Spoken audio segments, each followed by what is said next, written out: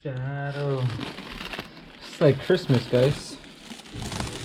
Hallelujah. A very properly unpoured Christmas present. Well, today will be the way, huh? Well, today will be the Alright, here we go. That's not what we're here for today.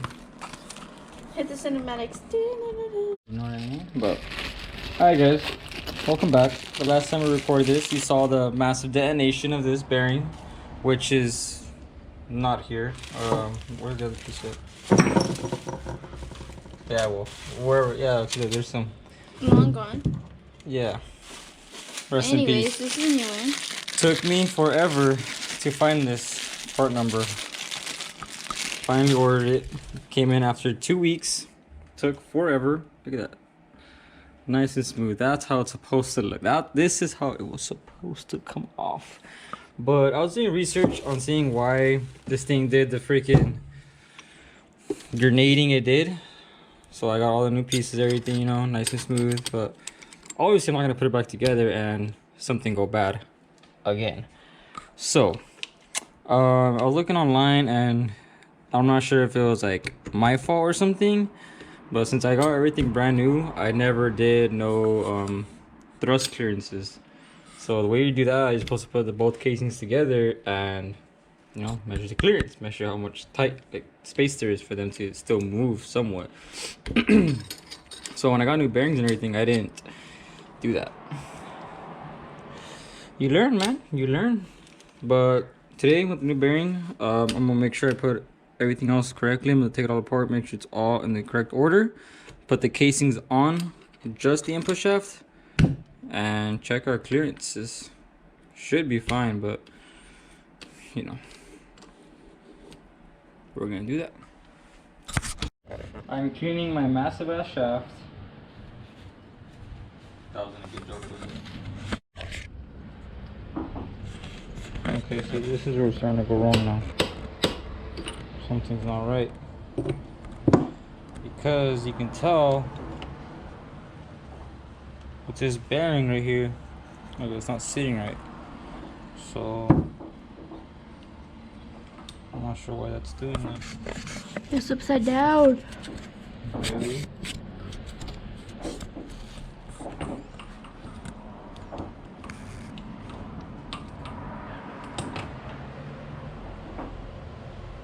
And the hub is flipped.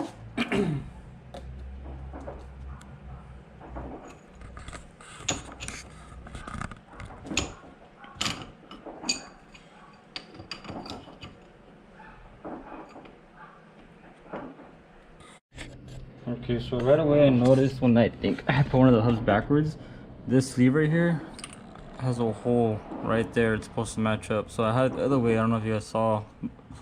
The bearing was like sitting a little bit higher up. So when I did this and I flipped this hub, you can see in the inside those holes line up perfect. I don't know if you can see that very good, but yeah. So there's a little notch right here where it stops. That is facing, the block piece is facing upward towards the top bearing, and the piece that's empty, you see it has no gap in there, is facing towards where the clutch enters. So just for future reference, to save my ass. Oh my god, mind blown. So this is where your clutch goes? This right here, yeah. So it's called input shaft because input, and this goes to the motor. See, I didn't know what the fuck this was. I was like, I know it's part of the transmission. Oh my god. Now I know what it does. Okay, that's synchro on. Whoa, whoa, whoa. Almost forgot. Another thing too, when people buy synchros, a lot of people overlook this. But these rings right here, a lot of, I've seen on like rear-wheel drive transmissions for like trucks and stuff like that, they'll have keys in the synchro sleeves, but these actually have, I don't know if they're called like synchro rings or whatever, but they will make, if I'm not mistaken, that notchy feeling, so it doesn't pop it out of gear. this right here. So it's very important when you're buying new synchros. The hoops. Yeah. Hoops. If you look right here, this is how they're placed. They go right on top of the synchro, right inside of it. And that's what prevents it, if I'm not mistaken, from coming out, and they'll get squared off from time to time when wearing out. So you want to replace those at the same time. Here you go now. You're sitting down. The washer. Almost forgot. I don't know if it's gonna do its damn thing, so it really shouldn't, but you don't want to do your measurement with not something in place. So The washer. The wishy-washy. Wishy-washy.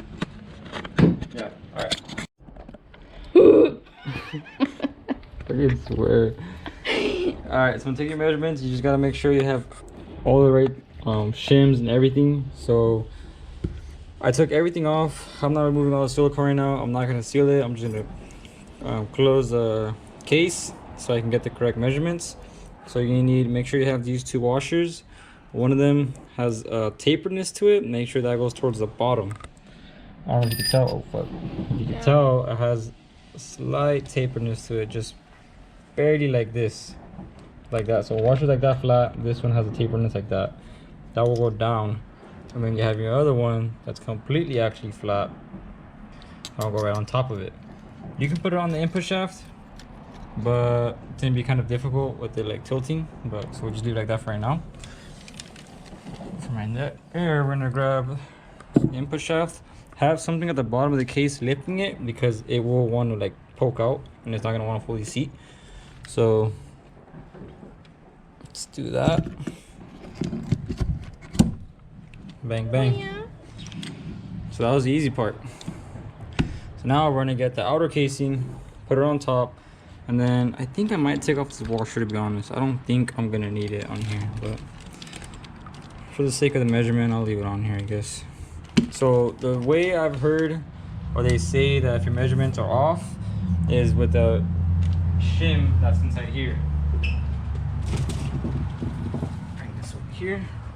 So you have to check your thrust clearances, and depending if you're too high or too low, there's a shim right here on where the bearing sits at, and that's the one that you will have to either get thinner or thicker according to your measurement, which I'll show you guys how to do right now.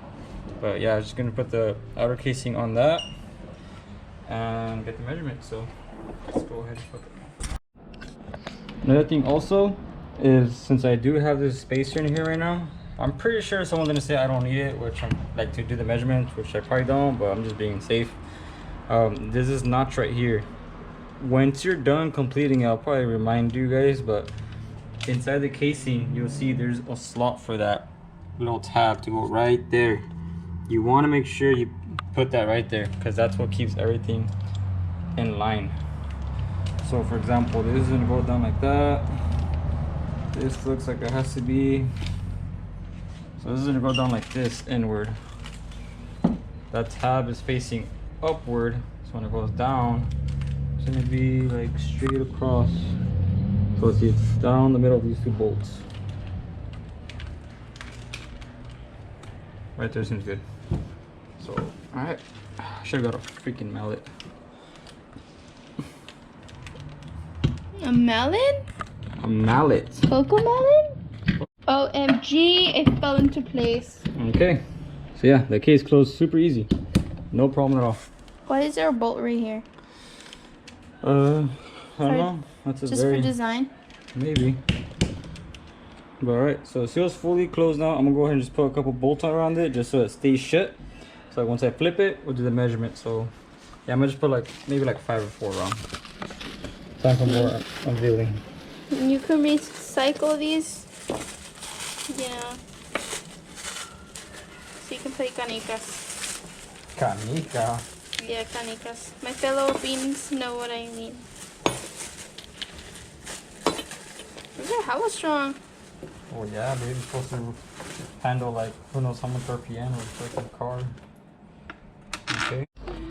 Alright, so it took a while to get this set up.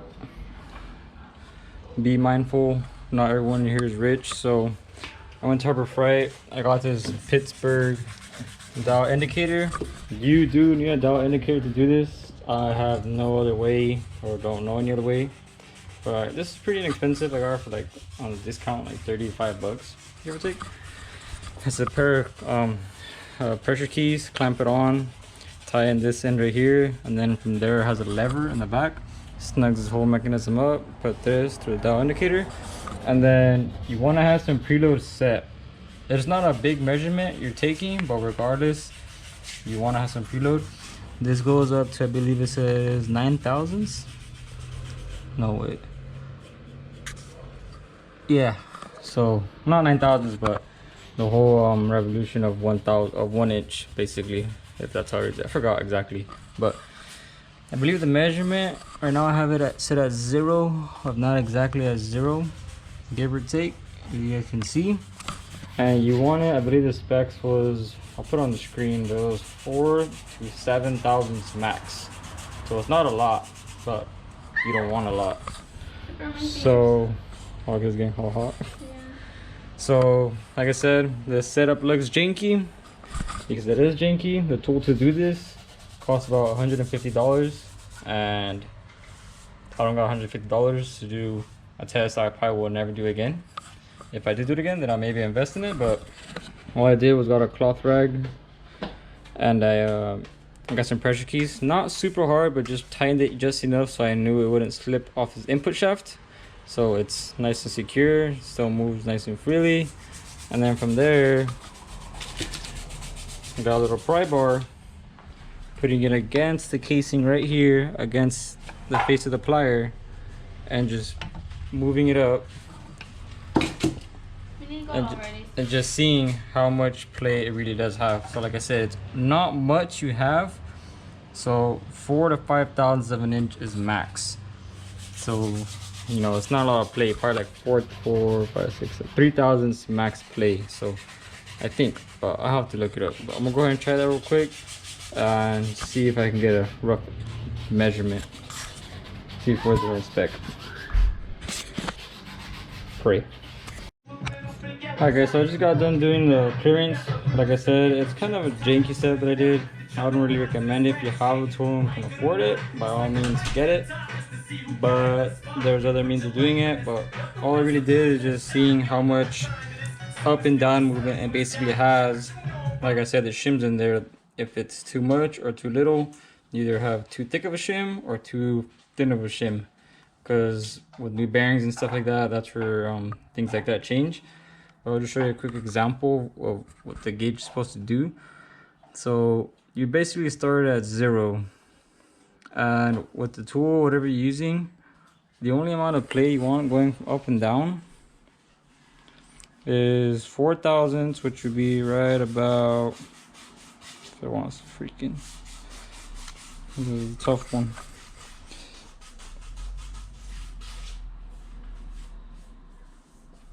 Right about there. If that makes any sense. I'm trying to do the best I can. It's very sensitive though. So right there to about 7 thousandths. Well, basically just know every line represents a thousandth of an inch. So, you know, 4 to 7 thousandths. Check yourself there.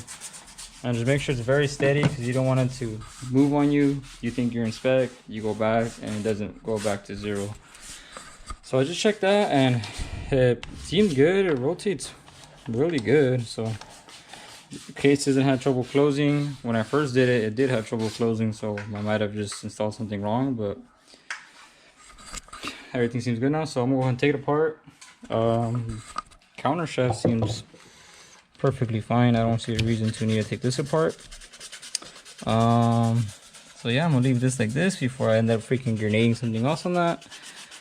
And yeah, so like I said, first and second didn't have no problems whatsoever, so that should be good with that. We'll go ahead and take this back apart, clean the whole casing on the inside, lubricate the pieces of the input shaft so they're not dry when I go back to reassembly. And yeah, probably seal up the transmission in this video, and then the next one throw it back in there. Let's get to it.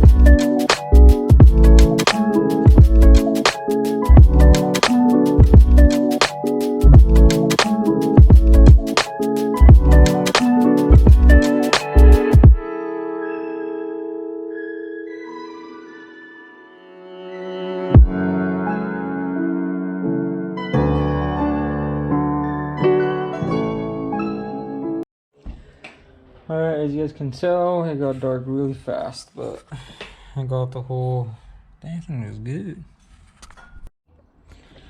Whole inner transmission looks pretty damn clean. Tried as best as I could. Took out the shifter rod right here with the little gear selector, not the gear selector, but that part of the gear selector. Cleaned out all the bearings. Gonna re-oil them. Well, they'll get oiled regardless.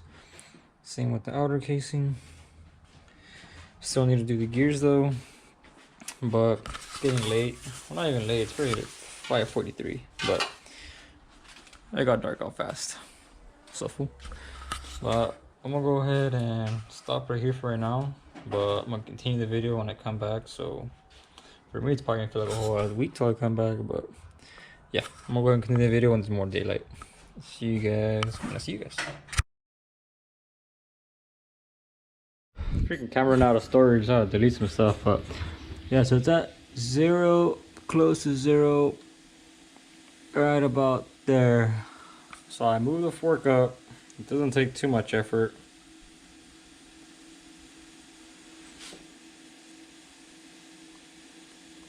And right there is where basically, like, I don't feel no more, like, that make more strength to need.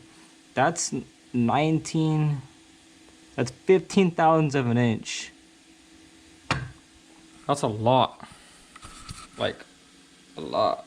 So I don't know if either I have too much leverage now towards it, because the actual tool will do the same thing. I'll pull it up and you feel tension of when to stop. But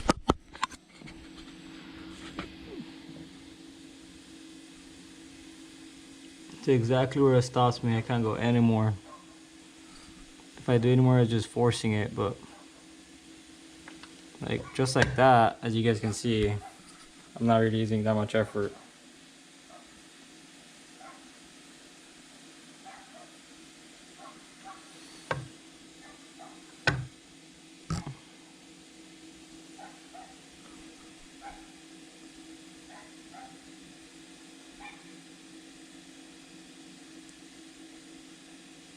Yeah, I see 19 thousandths every single time.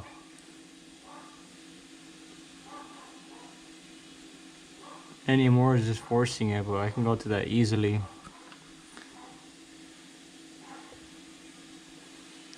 Yeah, so I don't know. I don't think I'm gonna be able to put it back together like this.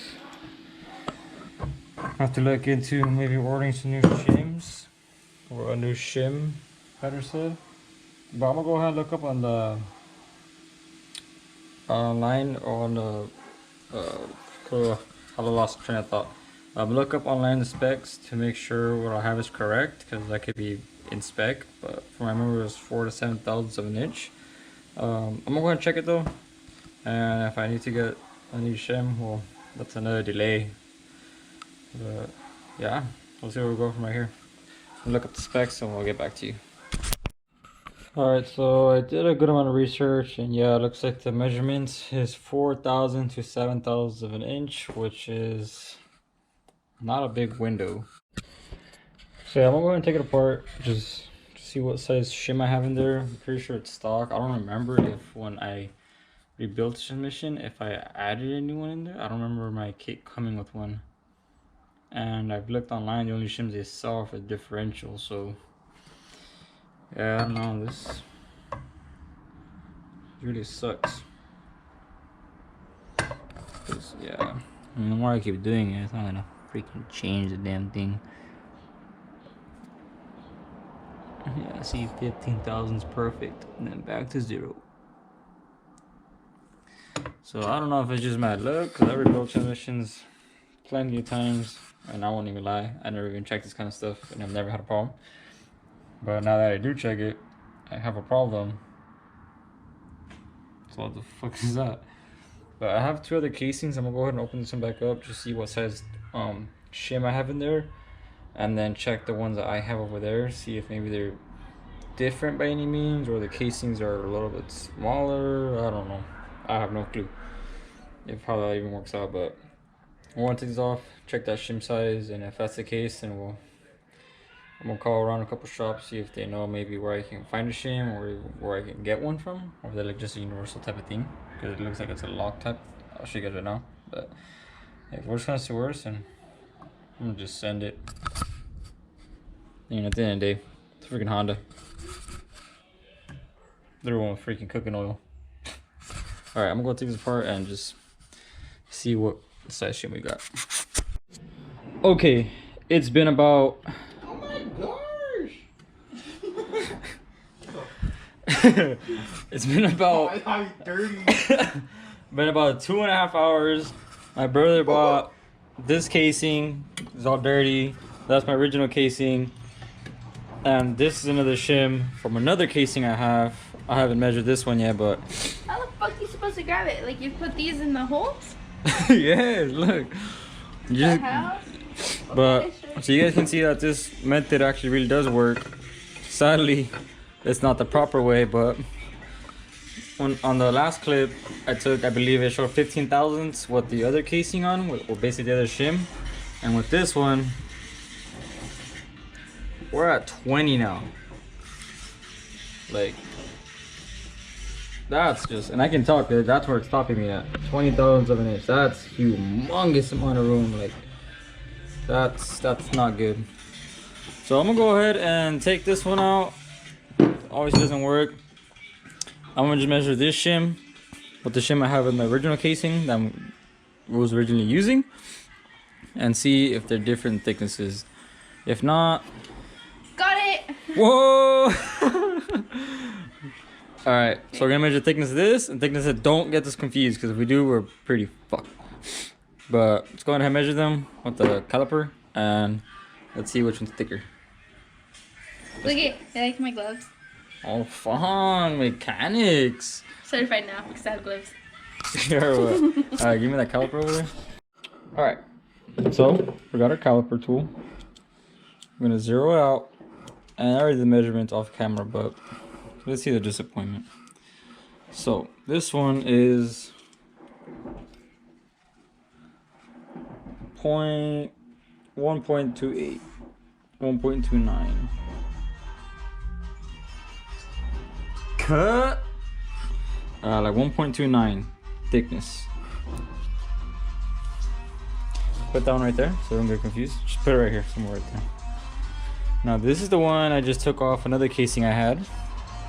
Remember that one was 1.29, so we need a thicker one.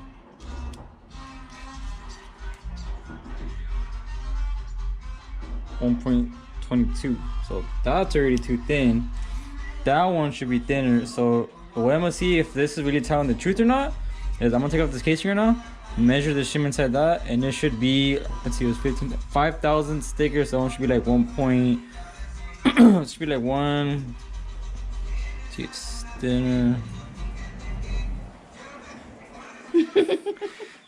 So it should be like 5 thousandths thinner. So I'm gonna go take it off and make sure that this thing is actually giving me the right measurement. But yeah, like here's to send it because it's a Honda. These things can run on freaking cooking oil, for all we know. Or try and find a spacer shim that works. I've tried looking, I can't find nothing. What do you think I should do?